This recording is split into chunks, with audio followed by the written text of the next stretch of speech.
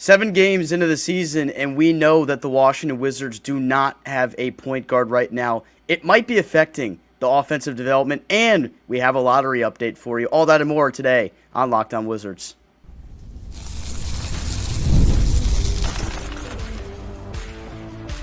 You are Locked On Wizards, your daily Washington Wizards podcast, part of the Locked On Podcast Network. Your team every day. DC family, you're locked on to the Washington Wizards, where you're part of our family. We thank you for making Locked On Wizards your first listen every single day. Part of the Locked On Podcast Network, where it's your team every day. We're free and available wherever you get your podcast. Subscribe and join the DC family. Alongside my good friend and co-host Abdullah Ayubi, I'm Ben Strober, and I cover all things DC sports for 106.7 The Fan and the Team 980. Real quick, before we get into today's episode, we remind you today is brought to you by Game Time.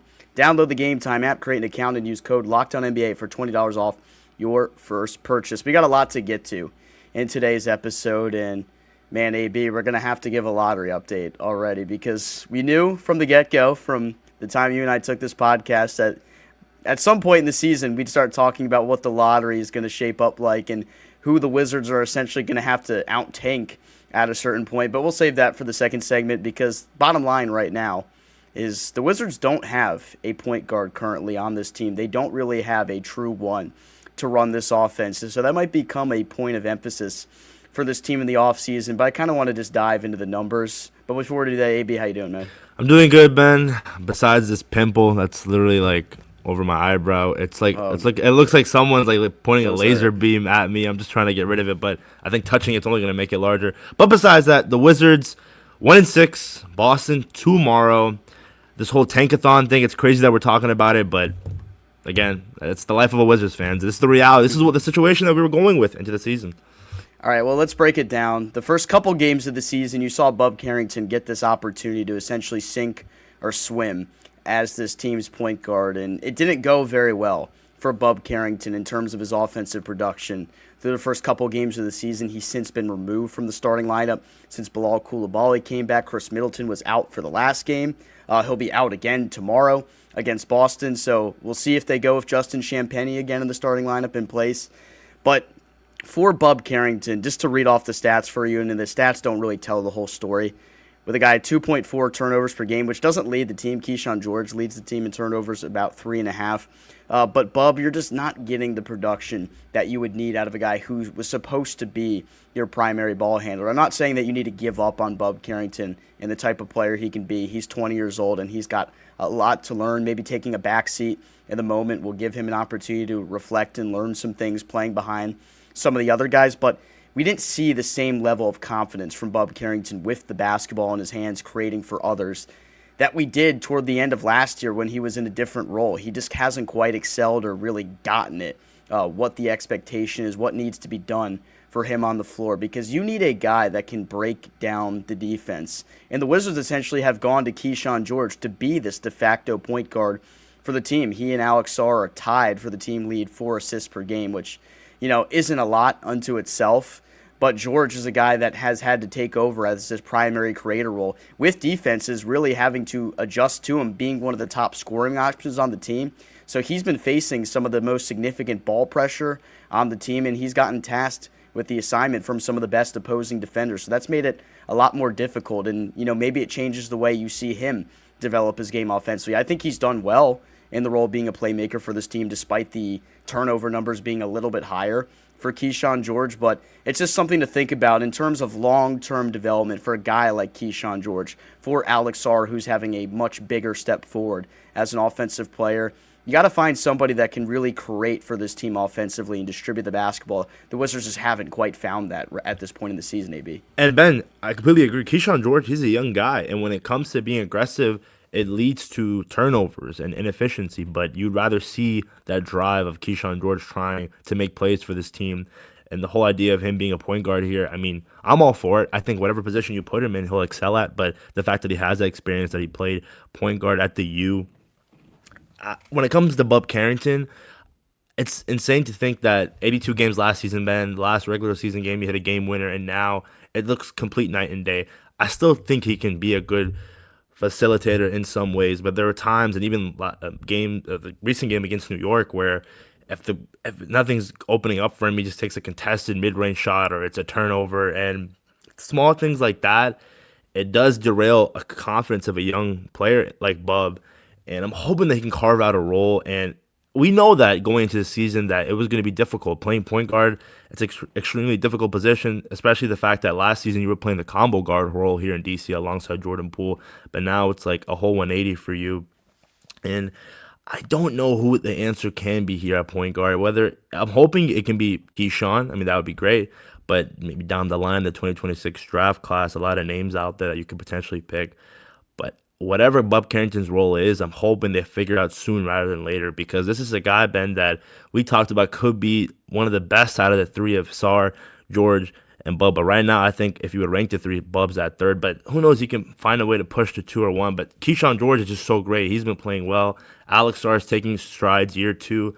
We'll just have to see. And I'm hoping that whatever role he does find in, he excels at, because Bub is just so freaking young, 20 years old, and the fact that some people are already ruling him out. We've seen the comments, man, of some people saying some crazy things about our boy BC. But whatever happens with Bub, I'm just hoping that he'll excel in that position. And if it's not the point guard position, then so be it.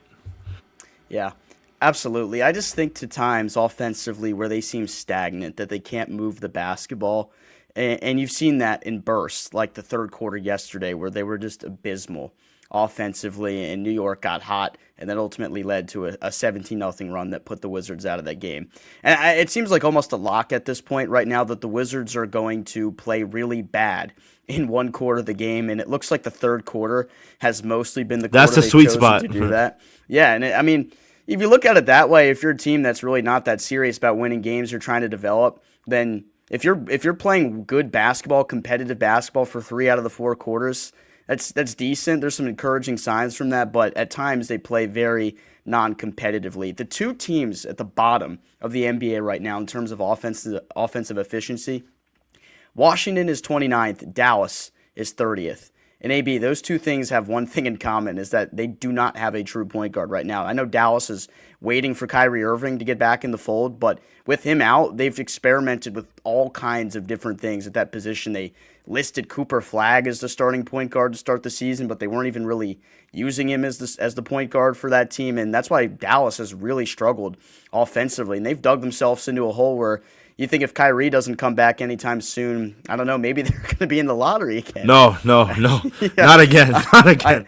I know. It's crazy to think about, because the Wizards have done some things well offensively when it comes to shooting the basketball. You just look at how good Keyshawn George has been from beyond the arc. For a guy that's been the primary creator, the primary ball handler, he's shooting 54% from behind the arc right now. And like the shooting splits are better for this Wizards team, typically than they were last year. They're still 20th in total team shooting percentage, but I think they're up to top 9 the last time I checked in terms of actually shooting from behind the arc. So they're shooting more threes. I know that's been a big point of emphasis for them, but offensively as a whole, they're just not getting a great ratio when it comes to assist to turnover ratio. Trying to pull up the exact number right here. Washington 27th in the NBA currently in assist to turnover ratio, which is a testament to why they've been super poor offensively. Other teams on the list, New Orleans, Utah, around the bottom right now, Orlando and Dallas. So those teams have struggled in terms of offensive efficiency, and a lot of the reason for a good amount of those teams is because they haven't gotten adequate production out of a true primary playmaker for this team. So I just kind of wonder, is this going to, in a way, maybe alter how guys are going to be able to develop offensively?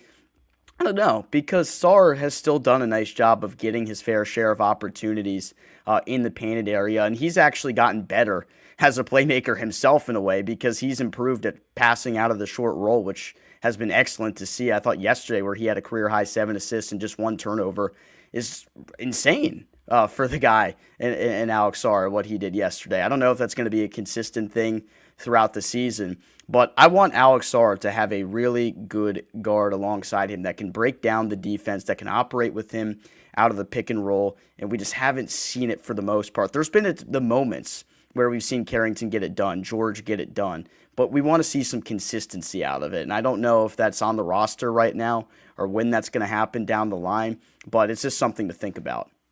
Yep, and like you mentioned, it could affect a lot of these young guys' offensive output because, again, Alex Sarr, those pick and rolls are very essential for a young guy like him, and passing out to guys like Keyshawn George on the wing. Bilal Coulibaly, his shooting splits have been looking great coming back from injury, and I'm hoping that he keeps that up for his year 3 breakout performance offensively that we were talking about going into this season. And whatever the idea of whoever this point guard is, we're hoping. Ideally, it would be nice for him to be on this roster right now, but if it's down the line, come that draft pick, maybe so. It's frustrating because, again, like, we want to see this team offensively. We didn't want to see stagnant movements. It was, as much as defense was talked about this offseason, it was about moving the ball also offensively on the other side, and especially. We didn't even talk about. We haven't said Trey Johnson's name, Ben. Trey Johnson, a guy who we need to give the ball more. Let him run around half court sets, elevator screens, try to get him open. And if a point guard can't get him the ball, then it's going to be hard for him to get going. So it really starts with a point guard position. And if the foundation isn't set there, then it kind of alters your offensive identity. You know what? I actually wanted to bring up a point about Trey Johnson, so I appreciate you bringing his name up because they don't have a true point guard. They don't have a guy that's been able to create and get him open looks. Haven't seen pin downs, elevator screens, and just more efficient ways to get him the basketball, maybe compared to the way that some other teams could do it that have better creators or better personnel for that type of play style. Trey Johnson's actually done a pretty good job of trying to get to his spot with the basketball in his hands. He faced some really heavy ball pressure yesterday, and 2 instances in the first half where you saw him get to his spot for his pull-up jump shot. That's a pretty looking play. That's not something you necessarily saw as part of the bag from him in college. Well, it was to an extent. If you watch the tape for the guy, he did make plays like that, but that wasn't expected to necessarily be his bread and butter at the next level. But in a way, he's had to adapt to the situation that he's in here in Washington, and I think he's done pretty well. There's a lot of room to grow for Trey Johnson, and them not having a point guard right now hurts that in a way, but he has gotten better at some other things. So I think it's a testament to how good of a competitor he is and how willing he is to adapt to this role that he's played in. 100%, Ben. I mean, I've seen it. I saw it multiple times in the Knicks game where he got to his spot, mid-range shot, and we're hoping that the more reps that he gets, the more comfortable he looks. But right now, 7 games in, I love what Trey Johnson's doing, and I'm just hoping that he only gets better. Yeah, at some point he might take over CJ McCollum's spot if things continue the way it has for CJ. But we'll see as we move along. All right, you Wizards fans, you knew this was coming. It's time for a lottery update. We'll be back. Basketball season is officially here, and nothing beats being in the arena for those opening games. But let's be real, getting tickets can be a total headache. Between waiting in queues, surprising fees, and prices that jump right before checkout, it's easy to get frustrated when all you want to do is cheer on your team. That's where Game Time comes in, the app that gives fans the advantage. It's your ultimate life hack for scoring amazing NBA tickets fast, easy, and stress-free. I recently used Game Time to grab seats, and I couldn't have been happier with the experience. It was so simple, and I had great seats in minutes. I love that what you see is what you pay. No hidden fees at checkouts. Plus, I could see exactly what my view looked like before I bought tickets in the in-app seat view feature. Their zone deals are a game changer. You pick the section, Game Time picks your seats, and you save big. You can even find NBA tickets for under $25. Take the guesswork out of buying NBA tickets with Game Time. Download the Game Time app, create an account, and use code LOCKEDONNBA for $20 off your first purchase. Terms apply. That's code LOCKEDONNBA for $20 off. Swipe, tap, ticket, go with Game Time. AB, it's not even game number 8, brother. We're going to talk about the lottery. We're going to do it. This pains me, but I think we expected this to be the case. This Wizards team, obviously, still a really talented piece in the 2026 draft class, away from being in a true spot where you feel like you can start to contend for something bigger. It's year number 3 of the rebuild. We teetered the expectations. We know the top 8 protected pick is a big deal for this organization. It's a huge cloud, Ben. I mean, I'm always thinking about it.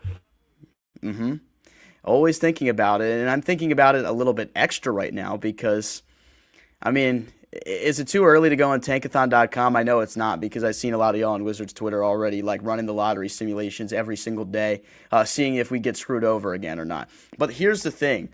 There are so many teams right now that are simply just bad. And we knew the East was going to be a bad conference this year because of all the injuries, the decimation of all these rosters, and teams seeing how loaded this 2026 class is going to be. Darren Peterson goes crazy yesterday. That's something we'll have to keep tabs on as well if Wizards are interested in a guard. So yeah, we're going to definitely keep an eye on that guy for sure. Boozer, DeBonsa, everybody is high on especially the top three of this class. Brooklyn is 0-7. New Orleans is 0-6.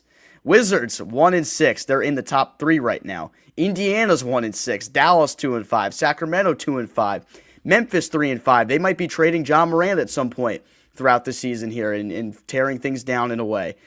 You're going to have to really compete to guarantee that you have this top 8 pick, and like compete from the sense where you need to be in the bottom 4 to guarantee that you have the top 8 protected pick. And as it stands right now, I think the Wizards are in a spot where they probably do end up in the bottom 4, just because I don't think they're good enough defensively. I don't think they have enough pieces on offense right now to prevent them from being in that spot. But genuinely, especially in the Eastern Conference, there are going to be plenty of teams that are going to lose lots of games. And, Wizards have Brooklyn on the schedule pretty soon. That's going to be a big tank bowl early on in the season. Indiana looks like they have no interest in winning games this year. I don't know. It could get dicey. And if you find yourself outside of the bottom 4 AB, it comes down to the lottery. So if you somehow get swindled into the 9th overall pick like this franchise did a bunch don't of even times say that, in the past, then you're not picking in the first round. You'd have to pivot from there. I think, Ben, with Indiana, the caveat is that everyone's hurt. I mean, we've seen that. But the crazy thing is they just went to the NBA Finals. But, I mean, they are a team that's dealing with a lot of injuries. And for me, if you're out of the bottom 4, I'm going to be a little concerned just because of the lottery luck that we've had in past years as Wizards fans. But I still think the youth mix it with the terrible perimeter defense and the offensive identity crisis, you put all those things together, I think the Wizards will find a way to finish bottom 4. But you just want to keep that 8. If it's an 8, just don't go past 8. That's ideal. And there's a possibility that if Phoenix, and you and I talk about it, how we don't think they're going to be really good. If there's a possibility where they land with a top 5 pick, you can do that pick swap, and you would love to see that. And I just think right now we're going to probably keep tabs on it I know a lot of Wizards fans are doing it every day, but maybe every other week we'll see where the standings right now. But like you mentioned, Brooklyn hasn't won a game. New Orleans hasn't won a game. Zion Williamson's out for 7 to 10 days as of today. We'll just have to see. Especially since essentially McCollum or Middleton are going to be gone by the deadline. One of them, at least. You lose a guy that can, the veteran leadership and experience, and you just have all youth on this team, that guarantees a lot of losses. Yeah. Honestly, AB, I mean, I feel like sometimes the Heat, I've become prisoner of the moment in these games where they blow these leads, because I do want to see the team succeed.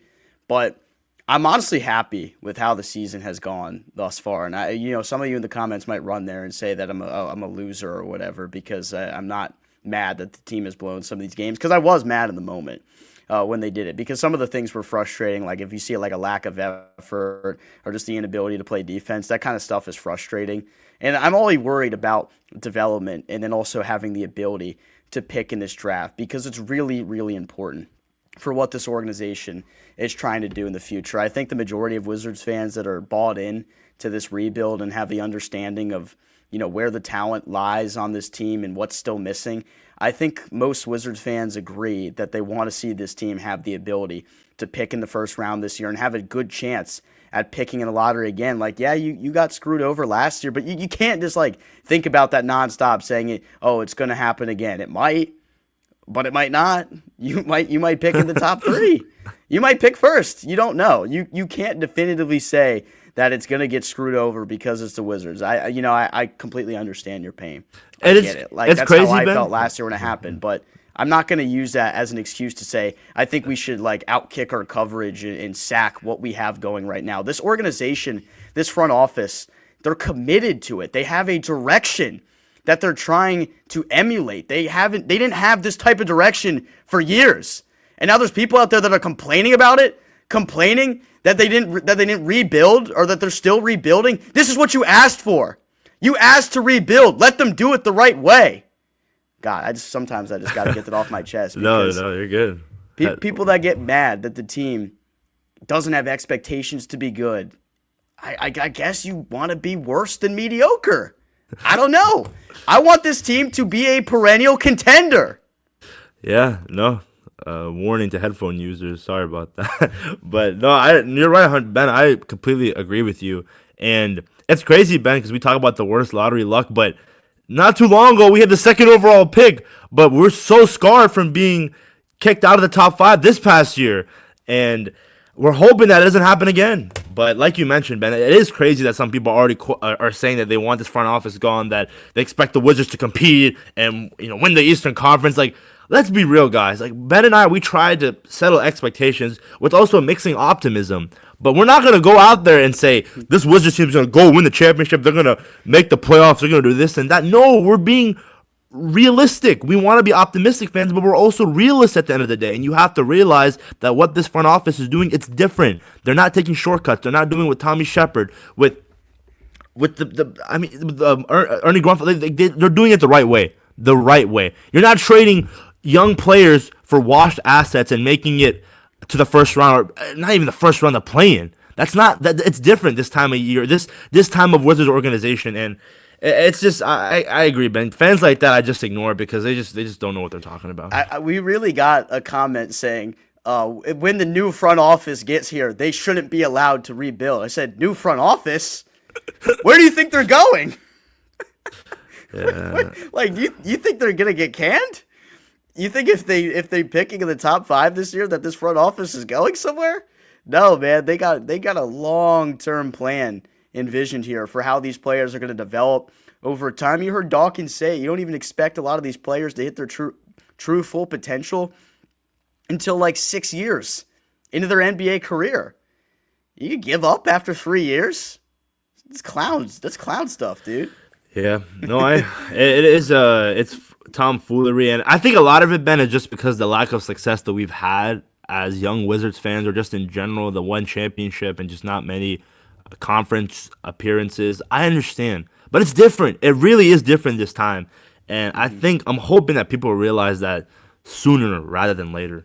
I mean, if they don't want to realize it, that's fine. They don't have to. Honestly, just hop back on the bandwagon if things end up working out down in the future. That's all I can say at this point. All right, I'm getting too mad right now. We got to take a quick break. When we come back, let's preview Wizards Celtics.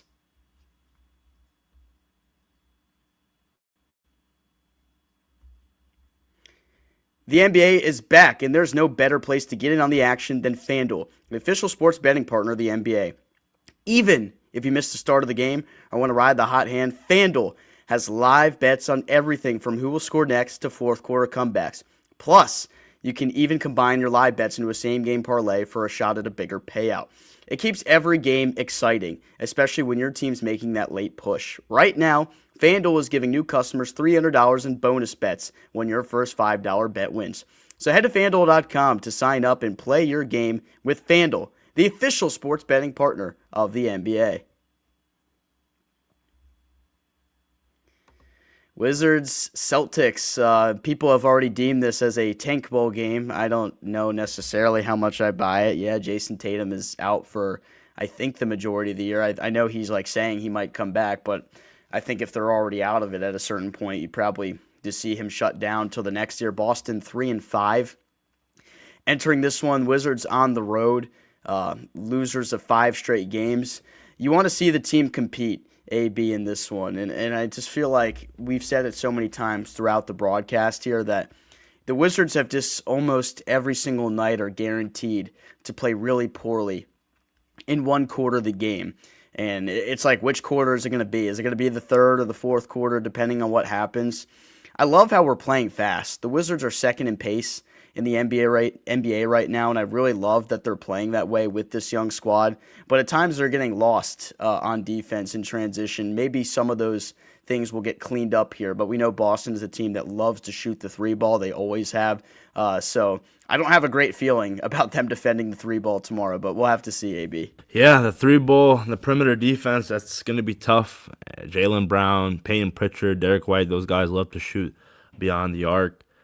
I think what you want to see, like you mentioned, is play fast. Start off how you did against New York, where you were up 30-22 in that first quarter. Ideally, you want to find yourself with that lead. Then coming out of halftime, you don't want to come out flat. In that third quarter against New York, it was 17-0 run by the Knicks, and you just don't want to see that, especially when you're in a way that Boston TD Garden crowd can get very loud. Even though they're 3-5, they still love their Celtics. And I know it felt nice to say that, rivalry during the John Wall days, the Kelly Olynyk, Isaiah Thomas days, but now it's a lot of it's one-sided, to be real. But I think you have a good shot of going in there and upsetting the Celtics. We'll just have to see who's going to step up within these young guys. I think right now, Ben, is Chris Middleton, is he questionable for the game? He's out. He's already out. Oh, he's already, okay. Well, there you go. He's out. So I wonder, with the lineup of JC, will he be in the starting lineup again? And who steps up? Corey Kispert's minutes, Cam Whitmore's minutes, Alex Sarr, can he get the ball? Can he be more aggressive in the painted area like we've seen this year so far? We'll have to see. I could see a Trey Johnson breakout game this game. I could see it. I hope so. We're due for it for sure. He scored in double figures in, I think, 6 of the 7 games that he's played in to begin his career. But I'd have to double check again and look at all the box scores. But he's looked good so far. But we are kind of waiting for that breakout moment. It's just so interesting to me, AB. Justin Champagnie, like Brian Keefe wouldn't even put him in the rotation, and then Middleton goes out, and now he starts for you. Like, yeah, I forgot to say that yesterday, Ben. That to me, like, what is that? Like, I think he should be playing minutes. We've been saying that. He plays winning basketball, and he actually really helps the way he moves his feet defensively. He can get things done for you on the offensive side of the basketball as well. But then he doesn't even get rotational minutes. But as soon as Middleton goes out, all of a sudden you're asking him to be your starting wing. I don't know. It's just interesting. There's been a lot of interesting things rotation-wise for this Wizards team, but I can only say so much about that, can I? Like, it's just we've already harped on that a lot. Yeah, and I was going to ask, Ben, at what game, or like, do you think it's too early on to judge Coach Keefe just in general as a head coach? I mean, there's some signs that he's not a great coach at this point. Like, they don't have a ton of talent on this team, and obviously their goal isn't to win a lot of games, so it's tough to look at it like that. I almost kind of see him as like a sacrificial lamb in this situation because like, you got to get your team to be a like hard-nosed, get on the ground type of basketball team, play your ass off every day.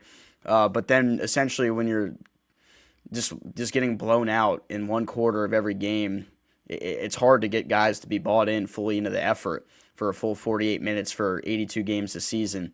But like rotationally, timeout usage, yeah, there's been some like blips in that for Brian Keefe so far, but you know, I'm not really trying to read too much into it right now. I definitely have a fair share of thoughts on things he could have done better through the first 7 games of the season here, but it's probably a conversation for another day. Like, it's not like a thing where I think he needs to be fired right now. I think it's a little bit extreme.